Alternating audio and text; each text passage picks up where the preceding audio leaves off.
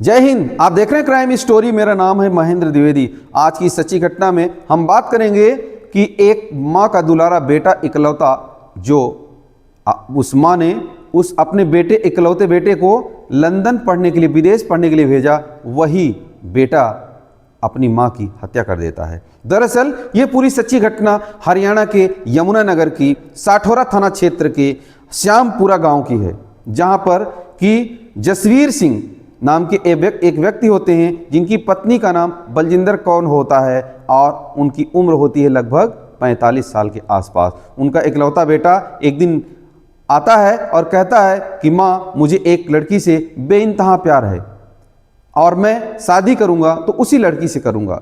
जब माँ इस बात को सुनती है तो खुश होती है, ठीक है शादी कर ले, हम भी बारात चलेंगे, दुल्हन लाएंगे, बहू लाएंगे। लेकिन जब इस पूरी बात का पता चलता है तो पता चलता है कि वो जिस बेटी से प्यार करता है वो उसके आसपास, उसके पड़ोस की है और रिश्ते में वो बहन लगती है उसकी। अब जब ये पूरी घटना की चर्चा होती है घर में, तो माँ नाराज़ होती है और कहती है कि हम जिन गांव वाले से वोट लेकर सरपंच बनते हैं, जिन गांव वालों को हम संदेश देते हैं, अच्छी अच्छी बातें बताते हैं, अगर हम ऐसा ही करेंगे तो गांव वाले हमारे बारे में क्या सोचेंगे। अब पत्नी में बात होती है, माँ बाप बेटे में बात होती है, उसके बाद ये बात बनती नहीं है। बात ये होती है कि जब पत्नी जो जसवीर सिंह और बलजिंदर कौर आपस में बात करते हैं तो ये प्लान होता है कि इस बेटे को ऐसा करो कि यहाँ से पढ़ने के लिए लंदन भेज दो और वहाँ जाकर ये पढ़ाई करेगा तो न रहेगा बांस न बजेगी बांसुरी। अब वहाँ तो जाता है, कई महीनों बाद आता है, उसके बाद फिर वापस चला जाता है। कोई चर्चा नहीं होती, कोई बात नहीं होती है, लेकिन क्या पता था कि इसके मन में क्या चल रहा है। अब तारीख आती है 24 दिसंबर 2025 रात 9:30 बजे। हर दिन का नियम था, जब बलजिंदर कौर सोने से पहले अपने गौशाला पशुओं को जा कर के देखती थी कि हमारे पशु ठीक ठाक हैं, बैठ गए, उन्होंने जो चारा दिया वो खा लिए।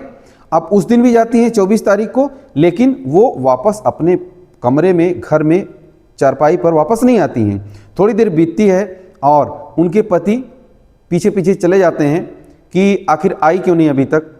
अब गए तो देखे कि बलजिंदर कौर जो थी वो पानी की जो हौदी होती है, उस पानी की हौदी में, टंकी में वो औंधे मुँह गिरी हुई हैं।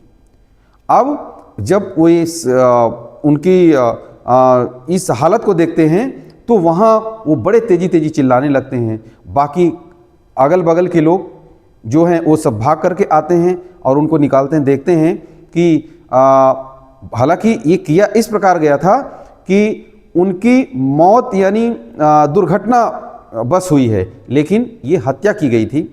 अब उनको हॉस्पिटल भी ले जाया जाता है, वहाँ डॉक्टर जवाब दे देते हैं और उनको जो है मृत घोषित कर दिया जाता है।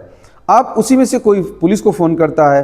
पुलिस वहाँ जो साठौरा थाना के जो प्रभारी हैं वो प्रमोद कुमार जी, वो आते हैं, डीएसपी साहब आते हैं, तमाम जो क्राइम ब्रांच और एसटीएफ जो भी पुलिस डिपार्टमेंट होता है वो सब, जो फॉरेंसिक टीम वाले आते हैं, सब कोई आने के बाद ये उनकी डेड बॉडी को पुलिस अपने कब्जे में लेती है और पोस्टमार्टम कराती है। पोस्टमार्टम के लिए जब ले जाते हैं, ये तारीख हो जाती है 25 दिसंबर 2025। अब इस घटना के बाद ये हुआ कि इकलौता बेटा है नहीं यहाँ, अंत्येष्टि कौन करेगा। अब उसको फ़ोन किया जाता है तो बेटा ऐसे रोता है कि रो रो करके उसका बुरा हाल हो जाता है और कहता है, गांव वाले और घर वाले कहते हैं कि बेटा जब आएगा तभी इस माँ की अंत्येष्टि होगी, वरना अंत्येष्टि नहीं होगी।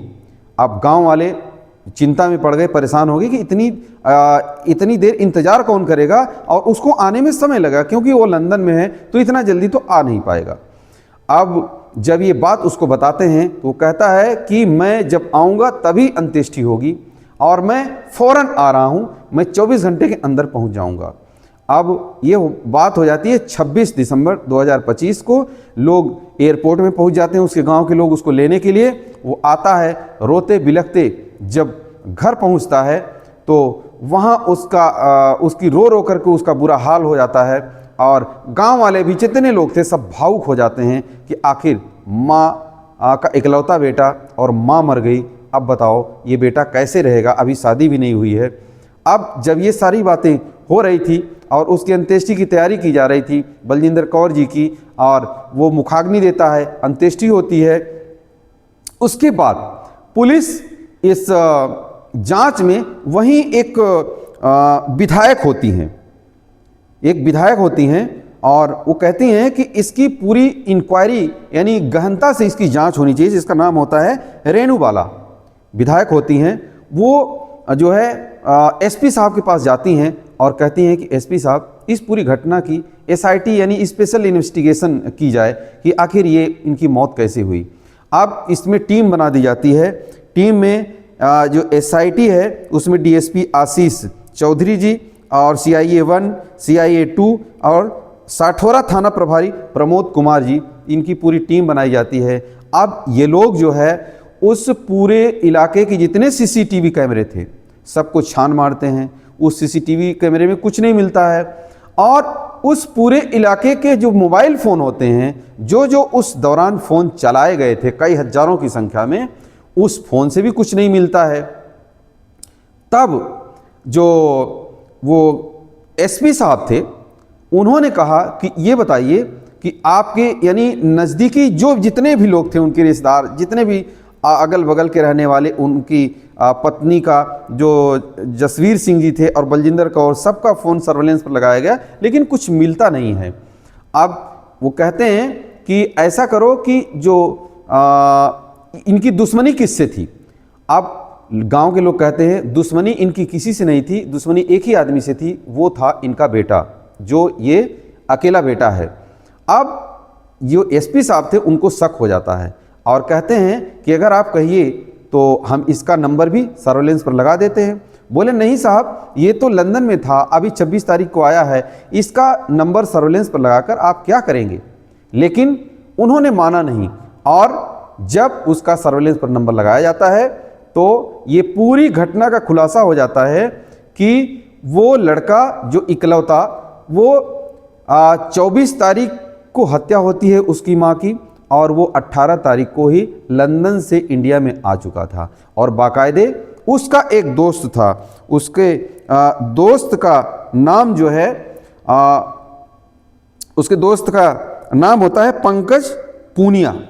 अब वो जब एयरपोर्ट पर आता है वहीं से अपने दोस्त को करनाल लाता है। करनाल में एक होटल में रुकता है और समय का इंतज़ार करता है। दोनों दोस्त आपस में बात करते हैं और प्लानिंग करते हैं और उस इकलौते बेटे का नाम था गोमित राठी, जिसकी उम्र थी 23 वर्ष। अब ये आते हैं 24 तारीख को प्लान करके और वहाँ बैठते हैं और बैठे हुए रात में जब माँ जाती है वहाँ, उसको खींच करके डंडा उसके गर्दन पर, उसके सिर पर मारा जाता है। और जब माँ पहचान लेती है, छुड़ाने की तमाम कोशिश करती है, छोड़ता नहीं है बेटा, उसको मार मार करके उसकी हत्या कर देता है और वहाँ से वो रफू चक्कर हो जाते हैं। अब इंतज़ार कर रहा था कि हमें पता चलेगा लेकिन हम बताएंगे नहीं किसी को कि हम हैं कहाँ।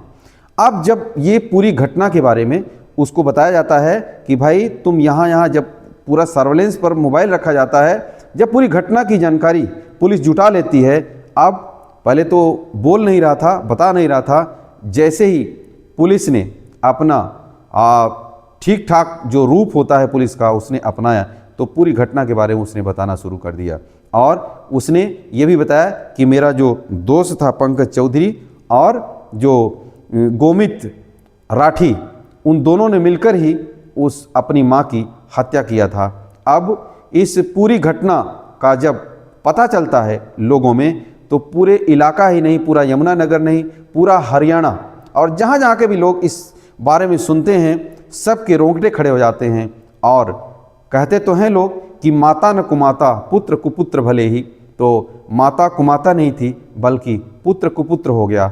आप सब भी इस पूरी घटना के बारे में आप कमेंट करके अपनी राय जरूर दीजिएगा। जय हिंद।